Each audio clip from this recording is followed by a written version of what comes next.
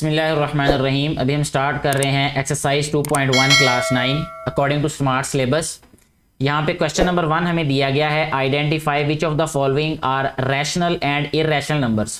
तो ये सारे क्वेश्चन में आप देख सकते हैं ग्रीन और रेड कलर के मार्क्स हैं। जो रेड कलर वाले हैं वो क्लास वर्क में करने के लिए दिए गए हैं स्मार्ट सिलेबस में, और ग्रीन कलर वाले होमवर्क करने के लिए दिए गए हैं।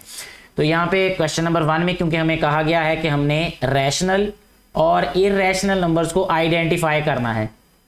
ये हमारे पास कुछ पार्ट्स हैं, इसमें से हमने बताना है कि रैशनल कौन से और इर्रेशनल कौन से हैं। लेकिन इससे पहले हमें इसकी डेफिनेशन का भी तो पता होना चाहिए, थोड़ा सा कॉन्सेप्ट पता होना चाहिए कि रैशनल नंबर्स क्या होते हैं और इर्रेशनल क्या होते हैं, तभी हम इनमें से आइडेंटिफाई कर सकते हैं।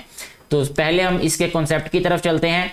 ये इस पेज पे देखें आप यहाँ पे आपको रैशनल और इर्रेशनल नंबर की डेफिनेशन नजर आ रही होगी। ये रैशनल नंबर्स हैं यहाँ पे, ये डेफिनेशन, और इसके नीचे ही इर्रेशनल। इन दोनों को हम अभी डिस्कस करते हैं, उसके बाद क्वेश्चंस को सॉल्व कर लेंगे। रैशनल नंबर्स क्या हैं? All numbers of the form P upon Q. P upon Q form का मतलब ये है कि हम कहें कि ये ओवर में लिखे हों, जैसे ये 5 है, ठीक है। किसी भी नंबर के अगर ओवर में कुछ भी ना लिखा हो तो वो 1 होता है, तो ये भी रैशनल होगा, ठीक है। या जैसे अगर हमें 3/4 दे दिया गया हो तो ये भी एक हमारे पास रैशनल यानी पी और पी अपॉन क्यू फॉर्म में है। ये मैं पी अपॉन क्यू फॉर्म की बात कर रहा हूँ कि इसको कैसे हमने देखना है क्वेश्चन में कि वो फॉर्म है कि नहीं। तो इस फॉर्म में हमारे पास नंबर्स जो होते हैं उनकी बात की जाती है। Where p q are integers. P जो है वो न्यूमरेटर को कह रहे हैं यहाँ पे, यानी ये जो ऊपर वाला नंबर है इसको पी से डिनोट कर रहे हैं वो, और जो हमारे पास नीचे वाला नंबर है इसको क्यू से डिनोट कर रहे हैं। अच्छा, वो कहते हैं पी और क्यू दोनों जो है वो इंटीजर्स होने चाहिए। इंटीजर्स का मतलब ये है कि ये सेट ऑफ इंटीजर्स में से हो, यानी सेट ऑफ इंटीजर्स को जी से शो करते हैं और उसमें एलिमेंट्स होते हैं 0 +-1 +-2 and up to so on. यानी 0 भी होता है, प्लस के भी सारे नंबर्स होते हैं और माइनस के भी सारे नंबर्स होते हैं। लेकिन साथ ही उन्होंने ये कह दिया है कि क्यू इज नॉट 0। जो क्यू है वो 0 नहीं होना चाहिए, यानी जो हमारे पास ये जो नीचे वाली वैल्यू है ये 0 नहीं होनी चाहिए। क्यों 0 नहीं होनी चाहिए? क्योंकि उससे जो है वो क्वेश्चन अनडिफाइंड हो जाता है। इसकी पूरी एक डिटेल्ड वीडियो इसी चैनल पे मौजूद है, उसका लिंक भी मैं नीचे डिस्क्रिप्शन में दे दूंगा। अगर आपको उस कॉन्सेप्ट का नहीं पता तो वो आप देख सकते हैं। अच्छा, अब वो 0 नहीं होना चाहिए। Are called rational numbers. तो ऐसे नंबर्स क्या कहलाते हैं? रैशनल नंबर्स कहलाते हैं। The set of rational number is denoted by Q. In Q से इनको डिनोट किया जाता है रैशनल नंबर्स को। इसको इस तरीके से हम रिप्रेजेंट कर सकते हैं, यानी P upon Q when P and Q belongs to Z and Q is not equal to 0। irrational numbers की बात करें तो the numbers which cannot be expressed as quotient of integers, यानी जिनको हम क्वोशंट के तौर पे बयान नहीं कर सकते इंटीजर्स के, are called irrational numbers।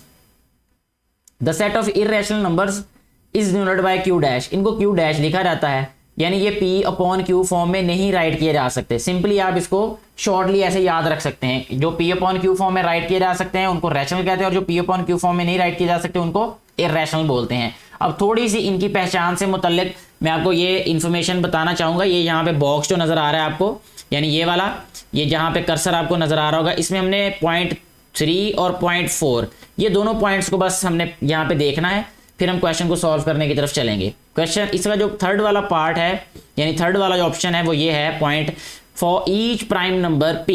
किसी भी प्राइम नंबर के लिए जो प्राइम नंबर का स्क्वायर रूट होगा इज एन इर्रेशनल नंबर, यानी हर एक प्राइम नंबर का जो स्क्वायर रूट होगा तो वो क्या होगा? Irrational number. ठीक हो गया। ये एक सिंपल सी हमें जो है वो एक शॉर्ट डेफिनेशन पता चलेगी कि इर्रेशनल नंबर की कैसे पहचान करनी है। दूसरी बात कहता है square roots of all positive, square roots of all positive non square integers, यानी अगर किसी भी ऐसे नंबर का हम स्क्वायर रूट लें जो कि पॉजिटिव हो लेकिन क्या हो? वो नॉन स्क्वायर हो। यानी अगर हम 10 की बात करें, ठीक है, 10 का इसका स्क्वायर रूट ले लें तो ये भी क्या होगा? इर्रेशनल होगा। ठीक हो गया। लेकिन ये प्राइम नंबर नहीं है ये, इसलिए उन्होंने इसको अलग एक पॉइंट में मेंशन किया है। अब हम चलते हैं क्वेश्चन की तरफ, ठीक है जी। क्वेश्चन नंबर 1 में जो हमारे पास फर्स्ट पार्ट है ये है √3। अब 3 जो है ये प्राइम है, 3 है हमारे पास, क्या है? 3 प्राइम नंबर होता है, तो प्राइम नंबर का जो स्क्वायर रूट होता है वो हमेशा क्या होगा? इर्रेशनल होगा, तो ये इर्रेशनल नंबर हो गया। ये 1/6 जो है ये P अपॉन Q फॉर्म में लिखा हुआ है तो ये रैशनल होगा। ये पाई जो है ये इर्रेशनल होता है, ठीक है, ये ऑब्जेक्टिव में भी उन्होंने बताया हुआ है, प्रीवियस जो हमारे पास पेजेस हैं वहां पे, तो पाई इर्रेशनल होता है। ठीक है, इसकी डिटेल अभी मैं यहाँ पे डिस्कस नहीं करूंगा, जस्ट अगर डिटेल आपने देखनी है तो ये प्रीवियस पेजेस पे आप देख सकते हैं अपनी बुक के। अच्छा 15/2 जो है ये रैशनल है। इसके बाद ये वाला जो 29 है, 29 क्योंकि प्राइम नंबर है तो इसलिए प्राइम नंबर का स्क्वायर रूट भी क्या होगा, इररेशनल होगा। ठीक हो गया जी, तो ये भी इररेशनल और ये भी इररेशनल और ये जो 3 वाला है ये भी इररेशनल, और इसमें जो ये वाले 2 पार्ट्स हैं ये रैशनल, यानी 1/6 एंड 15/2 ये रैशनल है। इस तरह हमारा क्वेश्चन नंबर 1 जो है वो सॉल्व हो जाता है। क्वेश्चन नंबर 2 की अगर हम बात करें, वो कहते हैं convert the following fractions into decimal fractions. Decimal fraction का मतलब ये होता है कि इसको हमने पॉइंट में चेंज कर लेना है, तो आसानी के लिए मैं यहाँ पे कैलकुलेटर यूज कर रहा हूँ। आप इसको डिवीजन के मेथड से भी सॉल्व कर सकते हैं, लेकिन जस्ट हमने करना क्या यहाँ पे कि इसको डेसिमल में चेंज करना है। अभी हम इसको डेसिमल में चेंज कर देते हैं। हमारे पास सबसे पहला जो पार्ट हमने सॉल्व करना वो है 57/8। तो यहाँ पे हम क्या करेंगे, 57 डिवाइडेड बाय 8। ठीक है जी, तो आप देख सकते हैं कि इसका आंसर 7.125 है, तो ये डेसिमल में चेंज हो जाएगा 7.125। ठीक है, ये डिवीजन जो है ये छोटी क्लासेस में की होगी आपने, आसानी से ये हो जाएंगे डिवाइड। यहाँ पे जस्ट आपको मैं बता रहा हूँ कि ये डेसिमल में इसका आंसर क्या आएगा, 205/18, 5/18। तो ये क्या आ गया 11.38888889। ठीक हो गया जी। और इसी तरह फिर ये हमारे पास ये वाला जो पार्ट है इसका 25/38। ठीक है जी, सॉरी 25/38। तो ये आ गया हमारे पास 0.6578947337। ठीक है जी, इस तरीके से ये चेंज हो जाएंगे हमारे पास तीनों पार्ट्स डेसिमल में। तो हमारा ये वाला पार्ट भी सॉल्व हो जाता है इस तरह। नेक्स्ट हमारे पास जो क्वेश्चन नंबर 3 है, इसमें which of the following statements are true and which are false. ये हमने जो प्रीवियस इंफॉर्मेशन हासिल की होगी एक्सरसाइज सॉल्व करने से पहले, जो ऑब्जेक्टिव है वहां से अगर हमने वो पढ़ा होगा तो उससे जो है वो आसानी से ये सॉल्व कर सकते हैं। जैसे सबसे पहले हमें बताया गया है या कहा गया, पूछा ये गया है कि pi is an irrational number. तो अभी हमने क्वेश्चन नंबर 1 में भी ये बात डिस्कस की थी कि जो पाई होता है ना ये इरेशनल नंबर होता है। तो ये क्या लिखा है यहाँ पे, ट्रू है ये। ठीक है, इसको मैं टिक कर देता हूँ। ठीक है, अच्छा जी, अब यहाँ लिखा है 1/9 is a terminating fraction. Terminating fraction क्या होता है, इसकी भी डेफिनेशन पहले मैं आपको बताना चाहूंगा, टर्मिनेटिंग की और साथ में ये रिकरिंग की। ठीक है, 2 डेफिनेशन हमने पढ़नी है, फिर उसके बाद क्वेश्चन को सॉल्व करेंगे, क्योंकि जब डेफिनेशन क्लियर होंगी तो उससे क्वेश्चन जो है वो बहुत आसान हो जाएगा। टर्मिनेटिंग और रिकरिंग, यानी ये वाली डेफिनेशन और ये वाली। ठीक हो गया, ये 2 डेफिनेशन हमने अब यहाँ पे डिस्कस करनी है।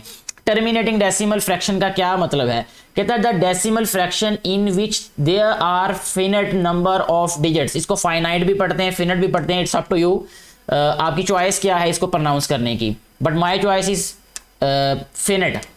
the decimal fraction in which there are finite number of digits in its decimal part। decimal part क्या होता है, जो पॉइंट के बाद नंबर्स होते हैं, पॉइंट के बाद वाला जो पोर्शन होता है, जो पार्ट होता है, that is called decimal part. ठीक है, तो जो डेसिमल पार्ट होता है उसमें नंबर ऑफ डिजिट्स फिनिट होते हैं, या इसको मैं अपनी जुबान में अगर ये कहूं तो ये होगा कि ऐसी डेसिमल फ्रैक्शन जिसका लास्ट डिजिट आपको पता हो, जिसका लास्ट डिजिट आपको पता हो, हमें पता हो कि लास्ट डिजिट क्या है इसका, वो टर्मिनेटिंग होता है। टर्मिनेट का मतलब भी होता है एंड पॉइंट जिसका हमें पता हो। ठीक है, इस तरीके से आप इसको याद रख सकते हैं। It called terminating decimal fraction. For example 2/5 0.4 इसका आंसर होता है, तो लास्ट डिजिट इसका क्या है 4।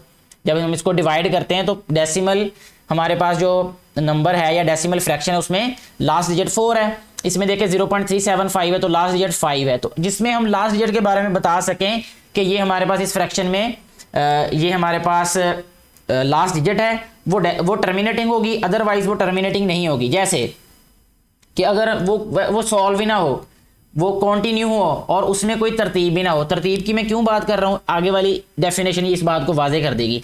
रिकरिंग एंड नॉन टर्मिनेटिंग, ये 2 चीजें यहाँ पे लिखी गई हैं। रिकरिंग और चीज है, ठीक है, और नॉन टर्मिनेटिंग इसमें एक अलग कॉन्सेप्ट है। ठीक है, decimal fraction, the decimal fraction non terminating in which some digits are repeated again and again, यानी वो डेसिमल फ्रैक्शन जिसमें कुछ डिजिट्स जो हैं वो रिपीट हों अगेन एंड अगेन।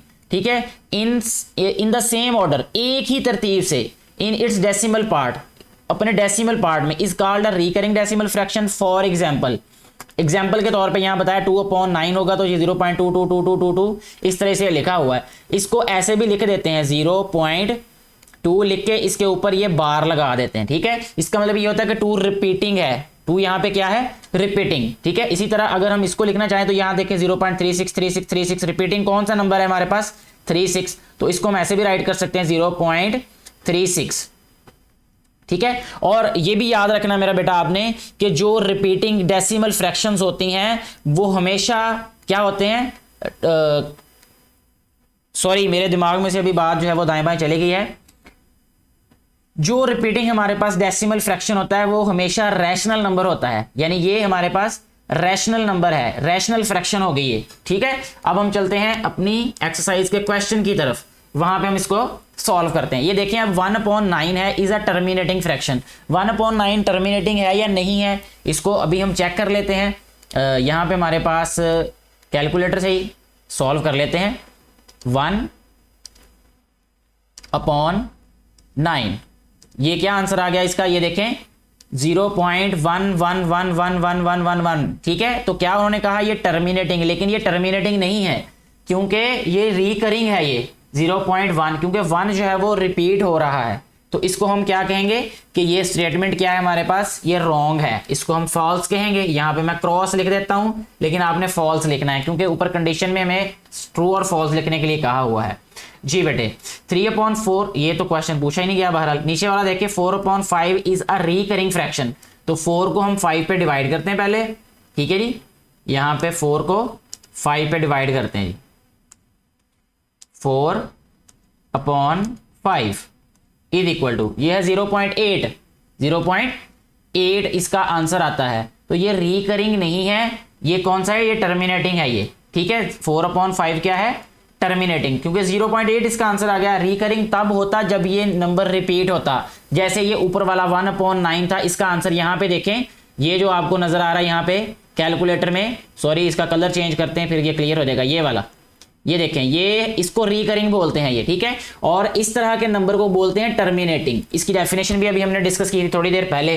तो ये वाला जो 4/5 है ये टर्मिनेटिंग है, ठीक है। और ये जो 1/9 था ये रिकरिंग था, लेकिन यहाँ पे उन्होंने हमें रॉन्ग स्टेटमेंट्स दी हुई हैं, तो हमने उसी के मुताबिक जो है वो इसका आंसर यहाँ पे राइट कर देना, इसको ट्रू लिखना है या फॉल्स लिखना है। तो ये 4/5 रिकरिंग नहीं है, तो हम इसको भी क्या राइट कर देते हैं, क्रॉस कर देंगे इसको, ठीक है जी। क्वेश्चन नंबर जो 4 है इसमें हमें ये कहा हुआ है कि represent the following numbers on the number line. तो सबसे पहला इसका जो पार्ट है वो है 2/3। इसको हम नंबर लाइन पे रिप्रेजेंट करने के लिए सबसे पहले एक नंबर लाइन ड्रा कर लेते हैं। तो मैं सपोज कर लेता हूं कि ये मेरे पास एक नंबर लाइन है, ठीक है जी। तो इसके बाद क्या करना है हमने कि इधर भी एक एरो और इस साइड पे भी एक एरो बना देना, ठीक है। सेंटर में हम एक पॉइंट लेंगे जो कि 0 को रिप्रेजेंट करेगा, यानी मैं उसको ओरिजिन भी बोल सकता हूं, ठीक है। और राइट साइड पे नंबर जो है वो 1 2 3 इस तरह चलेंगे, और लेफ्ट साइड पे माइनस, ठीक है। नंबर लाइन में ऐसे शो करते हैं, यानी यह रहेगा हमारे पास 1, और उतने ही फासले पे हमने दूसरा नंबर लेना है जो कि 2 होगा। इसी तरीके से लेफ्ट साइड पे हम एक नंबर ले लेते हैं, यहाँ पे ये -1 आ जाएगा, और इसी तरह ये आ जाएगा हमारे पास -2, ठीक है। हो सकता है कि ये यहाँ पे दरमियान में फासला कम ज़्यादा हो जाए क्योंकि मैं अंदाजे से यहाँ पे बना रहा हूँ, लेकिन आप अगर स्केल से इसको बनाएंगे तो ये एक्यूरेट बनेगी। अच्छा अब देखिए हमारे पास ये 2/3 है। 2/3 का मतलब ये होता है कि ये किसके दरमियान में बनेगा। यहाँ पे हम कैलकुलेटर भी यूज़ कर सकते हैं ये पता चलाने के लिए कि ये किन नंबर्स के दरमियान बनेगा। तो यहाँ राइट करते हैं हम 2, यहाँ सबसे पहले 2 डिवाइडेड बाय 3, ठीक है। यानी ये 0 और 1 के दरमियान में बनेगा, यानी 0.6 आ रहा है ये, ठीक है। और इसको हमने रिप्रेजेंट कैसे कर देना है वो भी मैं आपको बताता हूँ, बहुत आसान है ये इसको रिप्रेजेंट भी करना। तो ये आ जाएगा जी हमारे पास, इसको ख़त्म करना है जी यहाँ से जी। तो अभी हमने क्या करना है, 0 और 1 के दरमियान में बनेगा ये, ठीक है, क्योंकि ये पॉजिटिव है। इसका आंसर 2/3 ये पॉजिटिव नंबर है, तो 0 और 1 जो पॉजिटिव है इनके दरमियान बनेगा। तो उसके लिए हमें क्या करना पड़ेगा, 0 और 1 को 3 पार्ट्स में डिवाइड करना पड़ेगा, क्योंकि ये जो 3 है ये जो हमारे पास डिनोमिनेटर है, इससे हमें पता चलेगा कि हमने उस पोर्शन को कितने हिस्सों में डिवाइड करना है। तो ये टोटल 3 हिस्सों में डिवाइड करेंगे। तो यहाँ पे हम एक ये पॉइंट लगा लेते हैं, इसको किसी और कलर से लगाते हैं ताकि ये आपके लिए डिफरेंट हो जाए। ये एक ये आ गया हमारे पास पॉइंट, और एक ये पॉइंट आ जाएगा, ठीक है। तो ये 2 पॉइंट्स जो है वो हमने यहाँ पे लगा दिए, ठीक है। टोटल जो है वो 3 पार्ट्स हो गए 0 और 1 के, देखें 1 2 3, तो आंसर जो है वो कौन सा है 2, 2/3 मीन्स सेकेंड पार्ट फ्रॉम 3। तो ये वाला जो पॉइंट है, ये वाली जो लाइन है, ये हमें, ये किसको डिनोट करेगी, सेकेंड पॉइंट को। तो ये वाला जो पॉइंट है इसी को हम क्या राइट कर देंगे 2/3, ठीक हो गया जी। इसके बाद नेक्स्ट क्वेश्चन हमारे पास क्या, -4/5, ठीक है। -4/5 को अब हम यहाँ पे शो करते हैं कि कैसे उसको ड्रा करेंगे। यहाँ पे सबसे पहला काम हमने ऐसे ही एक नंबर लाइन लेनी है, नंबर लाइन ड्रा कर लेते हैं, इसको थोड़ा सा ऊपर करके, ये एक नंबर लाइन आ गई हमारे पास ऐसे, ठीक है जी। अच्छा जी, नेक्स्ट स्टेप में हमने क्या करना है, इस साइड पे भी एक एरो और इस साइड पे भी एक एरो आ गया, ठीक है जी। और अब सबसे पहले हम ये चेक करें कि ये 0.8 आएगा, जब 4 को 5 पे डिवाइड करेंगे तो आंसर क्या आ रहेगा। इधर हम रफ में भी इसको सॉल्व करके देख लेते हैं कि ये क्या आएगा हमारे पास आंसर इसका। ये इसको लिखा 4 और इसको डिवाइड किया हमने 5 पे, ठीक है। तो ये आ जाएगा 0. यहाँ पे 40 हो गया, 5 8 40, ठीक है जी। तो ये आ गया 0.8, तो इट मीन 0 और 1 के दरमियान में आएगा इसका आंसर, ठीक है। 0 और 1 जो पॉजिटिव होंगे, इसी तरीके से हम जैसे ऊपर वाला नंबर लाइन हमने बनाई है वैसे इसको बना लेते हैं। ये 0 और ये 1 और ये आ जाएगा हमारे पास 2, ठीक है। इसी तरह नेगेटिव पॉइंट्स को भी हम रिप्रेजेंट कर लेते हैं, ये -1 और ये आ जाएगा -2, ठीक है जी। अब इसके बाद देखें क्या करना है हमने, क्योंकि ये -4/5 है, इट मीन्स के माइनस में 0 और -1 के दरमियान में ये पॉइंट रिप्रेजेंट करना है। और दूसरी बात कि ये जो हमारे पास है 5, इट मीन्स हमने टोटल 5 पार्ट्स में डिवाइड कर देना है इन इस हिस्से को, 0 और -1 को। जब हम इसको डिवाइड करेंगे 5 पार्ट्स में तो इसको हम ऐसे राइट करेंगे 1 2 3 4, ठीक है। ये 4 लाइंस लगाएंगे तो ये 5 पार्ट्स में डिवाइड हो जाएगा। अब क्योंकि यहाँ पे आपको नजर आ रहा होगा कि इनके दरमियान में फासला जो है वो किसी में ज़्यादा किसी में कम है, क्योंकि मैं अंदाजे से बना रहा हूँ। जब आप स्केल से बनाएंगे तो आपको सेंटीमीटर्स होंगे, तो सेंटीमीटर्स के लिहाज से आप ये बना सकते हैं, ठीक है। अगर 10 सेंटीमीटर है तो 2 सेंटीमीटर का फासला आप छोड़ दें, यानी 2 सेंटीमीटर पे पहला निशान, 4 पे दूसरा और 6 पे तीसरा, इस तरीके से, ठीक है। अब यहाँ पे देखें ये 1 2 3 4 5, ये 5 पार्ट्स हो गए टोटल इसके। तो हमने रिप्रेजेंट किससे करना था इसको, हम बात किसकी कर रहे हैं, 4th पॉइंट की, ठीक है। तो यहाँ पे देखें ये आ गया 1 2 3 4, तो ये वाला जो है पॉइंट ये इसका आंसर होगा, यानी इस पे हम लिखेंगे -4/5, ठीक है। इस तरीके से ये वाला हमारा जो पार्ट है ये नंबर लाइन पे जाहिर होगा, या इसको हम डिनोट करेंगे नंबर लाइन से। अच्छा, इसके बाद जो नेक्स्ट हमारे पास पार्ट है उसको नीचे की बजाय हम सबसे ऊपर क्यों ना ड्रॉ कर दें, वो है -2 और -2 होल नंबर है, 5/8 है। अच्छा, इसमें देखें ये भी बहुत इजी होगा। सबसे पहले एक नंबर लाइन हम ड्रा करते हैं यहाँ पे, जो कि है हमारे पास, ये कलर ले लेते हैं जी, ये हमारे पास एक नंबर लाइन आ गई। अच्छा जी, इसके बाद नेक्स्ट स्टेप हम क्या करेंगे कि इसमें ये एरोज बना लेते हैं, ठीक है, ताकि ये नंबर लाइन नज़र आए, यानी नंबर लाइन लगे भी है। ये हमारे पास 0 और इसी तरह +1 और +2 और अप टू सो ऑन, ऐसे 3 4 भी आ जाएगा। अच्छा, ये क्योंकि -2 से ज़्यादा है तो हमें कोशिश करनी चाहिए कि यहाँ पे 2 से आगे 3 भी इंक्लूड करना चाहिए, -2 और -3, ठीक है, क्योंकि ये बनेगा हमारे पास -2 से ज़्यादा है तो -2 और -3 के दरमियान में ये पॉइंट लोकेट करेगा, यानी वहाँ पे होगा ये वाला पॉइंट। अच्छा, अब ये देखें ये है -2 होल नंबर है, यानी ये तो पक्की बात है कि इस पॉइंट पे आएगा ये, ठीक है। इस पॉइंट से आगे जाएगा, कितना आगे जाएगा, 5th पार्ट फ्रॉम 8। ये जो फ्रैक्शन होता है ना, ये हमें बताता है कि हम किस पॉइंट किस हिस्से की बात कर रहे हैं।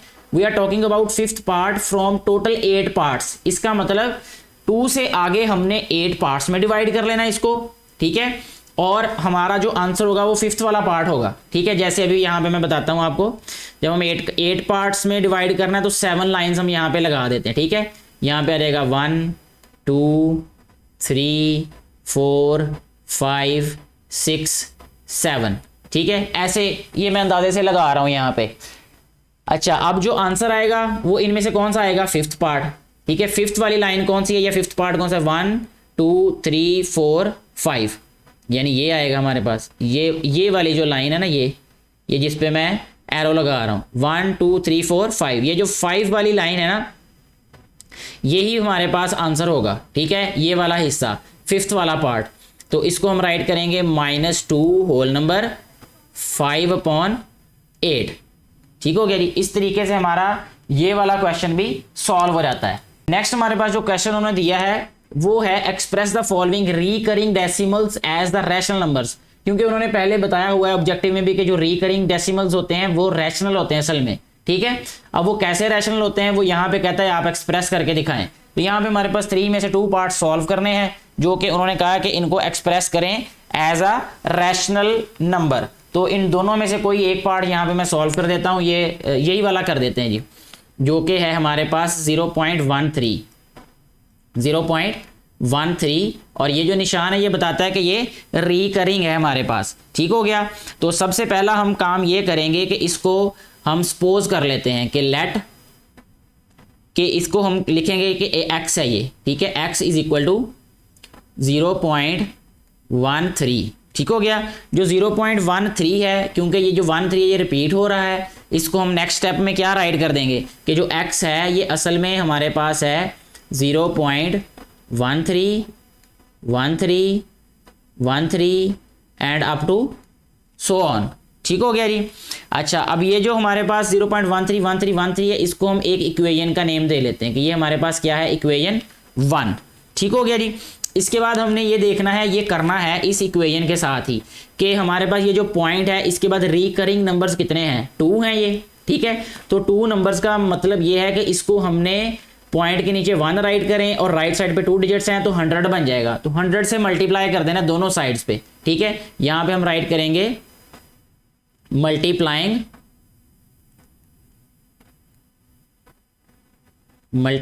बाय 100। ठीक है, दोनों साइड्स को हमने 100 से मल्टीप्लाई कर देना है। 100 से क्यों किया, 10 से क्यों नहीं किया, उसकी वजह यह है कि हमारे पास रिकरिंग नंबर्स कितने हैं, 2। यहाँ पे पार्ट जो 1 है, अगर आप क्वेश्चंस में देखें पार्ट 1 में हमने इसको 10 से मल्टीप्लाई करना है, 2 में 100 से करना है, 3 में भी 100 से मल्टीप्लाई करना है। ठीक है, जब 100 से मल्टीप्लाई करेंगे तो ये आ जाएगा हमारे पास 100x। ठीक है, इज इक्वल टू, जब इसको करेंगे तो ये आ जाएगा हमारे पास 13.1313। ठीक हो गया जी।